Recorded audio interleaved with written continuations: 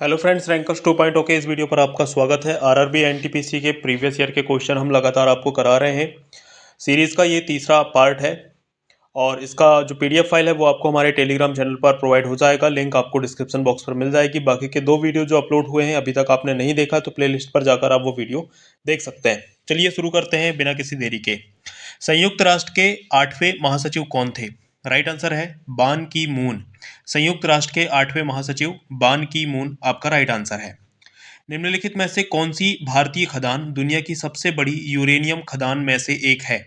तो जो तुम्माल पल्ले खदान है, तुम्माल पल्ले खदान, ये दुनिया की सबसे बड़ी यूरेनियम खदानों में से एक भारतीय खदान है। तुम्माल पल्ले खदान आपको याद रखना है।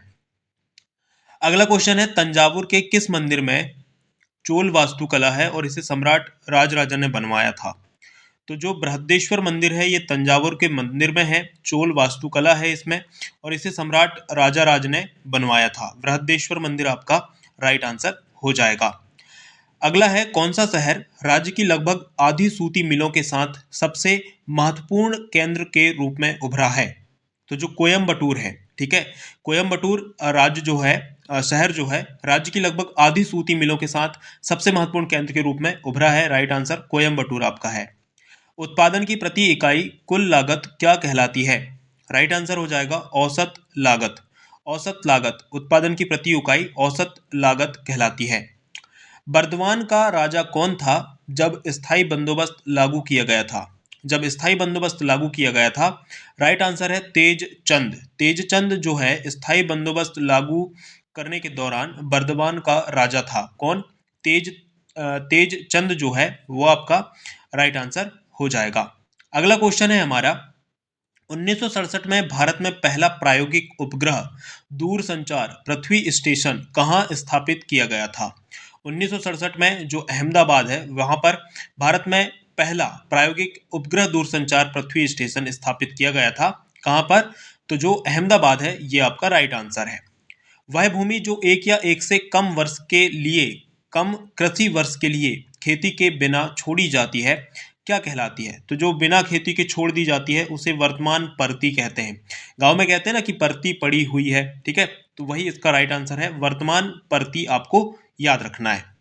औपनिवेशिक शासन को सर्वप्रथम कहाँ स्थापित किया गया था? तो जो औपनिवेशिक शासन है इसे बंगाल में सर्वप्रथम स्थापित किया गया था। बंगाल राइट आंसर है। भारत में राज्य पुनर्गठन आयोग का गठन कब हुआ था? तो जो राज्य पुनर्गठन आयोग है भारत का, इसका जो गठन है 1953 में हुआ था। 1953 आपका राइट आंसर है। न्यूरॉन के किस भाग में सूचना प्राप्त होती है?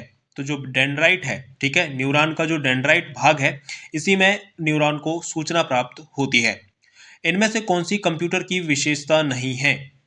स्पीड कंप्यूटर की विशेषता है, एक्यूरेसी है, डेटा स्टोरेज भी है, लेकिन जो इंटेलिजेंस क्योसंट है, इंटेलिजेंस क्योसंट, ये कंप्यूटर की विशेषता नहीं है। ठीक है, ये कंप्यूटर की विशेषता नहीं है, यही आपका राइट आंसर है। अंतर्राष्ट्रीय नृत्य दिवस कब मनाया जाता है? तो जो अंतर्राष्ट्रीय नृत्य दिवस है ये मनाया जाता है 29 अप्रैल को। 29 अप्रैल अंतर्राष्ट्रीय नृत्य दिवस आपको याद रखना है। इनमें से कौन पूंजी प्राप्ति का हिस्सा नहीं है? पूंजी प्राप्ति का हिस्सा नहीं है। तो जो कर होता है जिसे हम टैक्स कहते हैं, ठीक है, ये पूंजी प्राप्ति का हिस्सा नहीं है। राइट आंसर है आपका कर। भारत के पहले परमाणु रिएक्टर का उद्घाटन किस वर्ष किया गया था? तो जो पहला परमाणु रिएक्टर है भारत का, इसका जो उद्घाटन है 1957, 1957 में हुआ था। 1957 आपका राइट आंसर है। खिलाफत आंदोलन का नेतृत्व किसने किया था? तो अली बंधु ने किया था। जो खिलाफत आंदोलन है इसका जो नेतृत्व है ये किया था अली बंधु ने। संयुक्त राष्ट्र के उस प्रमुख अंग की पहचान कीजिए जिसे 1994 में निलंबित कर दिया गया था। संयुक्त राष्ट्र के किस अंग को 1994 में निलंबित कर दिया गया था? राइट आंसर है आपका न्यास परिषद। न्यास परिषद को 1994 में निलंबित कर दिया गया था। अगला क्वेश्चन है, माल के निर्यात और आयात के संतुलन को क्या कहा जाता है? तो जो माल का आयात होता है, जो निर्यात होता है, इन सब के बीच में जो संतुलन होता है इसे व्यापार का संतुलन कहा जाता है। राइट आंसर क्या हो जाएगा? व्यापार का संतुलन। निम्न में से कौन सा देश संयुक्त राष्ट्र सुरक्षा परिषद का स्थायी सदस्य है? संयुक्त राष्ट्र सुरक्षा परिषद का स्थायी सदस्य कौन है? तो राइट आंसर आपका हो जाएगा चीन। चीन संयुक्त राष्ट्र सुरक्षा परिषद का स्थायी सदस्य है। शेड्स ऑफ सैफरन पुस्तक के लेखक कौन है? शेड्स ऑफ सैफरन पुस्तक के लेखक हैं सबा नकवी। सबा नकवी आपका राइट आंसर हो जाएगा। स्पेनिश ला लीगा का खिताब 2019-20 किसने जीता? तो जो स्पेनिश ला लीगा का खिताब है, रियल मैड्रिड सीएफ ने 2019-20 का जो खिताब है इसे जीता था। रियल मैड्रिड आपका राइट आंसर हो जाएगा। रियल मैड्रिड याद रखेंगे। तमिल नववर्ष को और किस नाम से जाना जाता है? तो जो वरुषा पिरप्पू है, तमिल नववर्ष को इस नाम से भी जाना जाता है। राइट आंसर क्या हो जाएगा? वरुषा पिरप्पू आपका राइट आंसर है। पृथक आंध्र के लिए आंदोलन को क्या कहा गया था? ठीक है, तो जो अलग आंध्र प्रदेश की मांग की गई थी, इस आंदोलन को क्या कहा गया था? तो इसे कहा गया था विशालांध्र आंदोलन। क्या कहा गया था?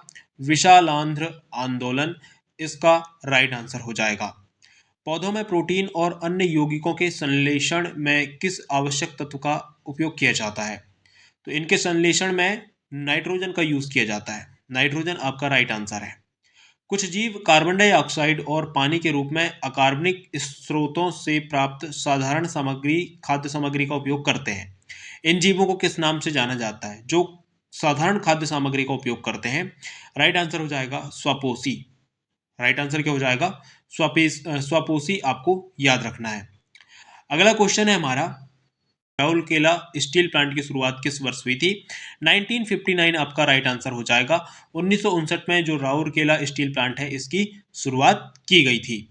अगला क्वेश्चन है हमारा, अगला क्वेश्चन ये है कि विभिन्न विद्युत सुरक्षा उपकरणों में से विद्युत धारा के तापीय प्रभाव पर आधारित उपकरण को क्या कहा जाता है? उसे कहा जाता है फ्यूज। फ्यूज जो है विभिन्न विद्युत सुरक्षा उपकरणों से विद्युत धारा के तापीय प्रभाव पर एक आधारित उपकरण है। फ्यूज आपका राइट आंसर हो जाएगा। माध्य में से विचलन का योग हमेशा कैसा होता है? तो माध्य में से विचलन का योग जो है वो हमेशा शून्य होता है। राइट आंसर क्या हो जाएगा? शून्य।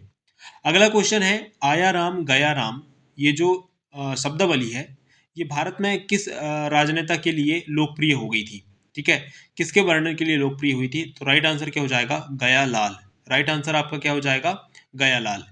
अगला क्वेश्चन है, भारतीय राष्ट्रीय आंदोलन के दौरान मानव समाज के प्रतीक के रूप में किसे जाना जाता है या किसे माना जाता था? तो जो भारतीय राष्ट्रीय आंदोलन हो रहे थे उस दौरान मानव समाज के प्रतीक के रूप में चरखा को माना जाता था। राइट आंसर क्या हो जाएगा? चरखा। चरखा को ही मानव समाज के प्रतीक के रूप में माना जाता था। देना बैंक और विजया बैंक का हाल ही में किस बैंक में विलय हुआ है? तो इनका विलय हुआ है बैंक ऑफ बड़ौदा में। बैंक ऑफ बड़ौदा आपका राइट आंसर है। निम्नलिखित में से कौन एक इनपुट डिवाइस नहीं है? तो जो प्लॉटर है यह इनपुट डिवाइस नहीं है। ठीक है, यह एक आउटपुट डिवाइस है। राइट आंसर है आउटपुट डिवाइस। नेक्स्ट है, भारत का 100वां अंतरिक्ष मिशन कब शुरू किया गया था? ये शुरू हुआ था 2012, सितंबर 2012। भारत का 100वां अंतरिक्ष मिशन, ठीक है, सितंबर 2012 याद रखेंगे। नेक्स्ट क्वेश्चन है हमारा, कुलीन जमींदारी शैली के पतन के बारे में सत्यजीत रे की प्रसिद्ध फिल्म कौन सी है? किसके पतन के बारे में बताई गई है ये फिल्म? कुलीन जमींदारी। ठीक है, कौन सी फिल्म है?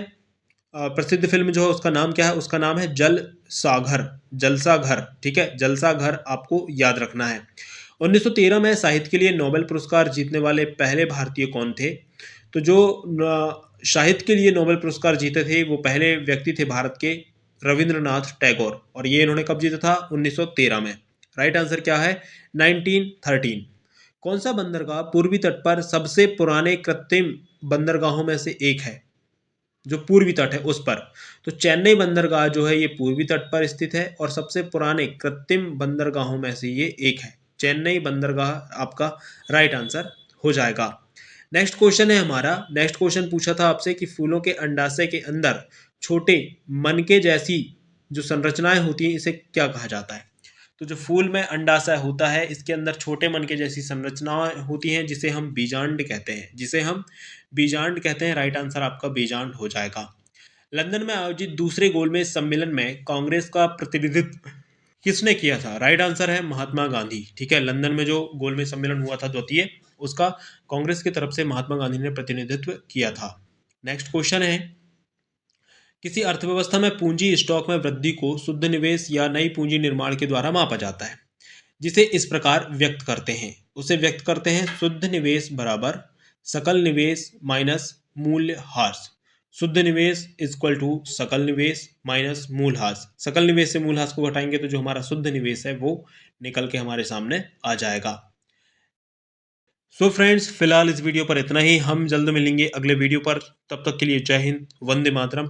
टेलीग्राम चैनल को सब्सक्राइब जरूर कर लीजिएगा, ज्वाइन जरूर कर लीजिएगा। लिंक आपको डिस्क्रिप्शन बॉक्स पर मिल जाएगी। जय हिंद, वंदे मातरम।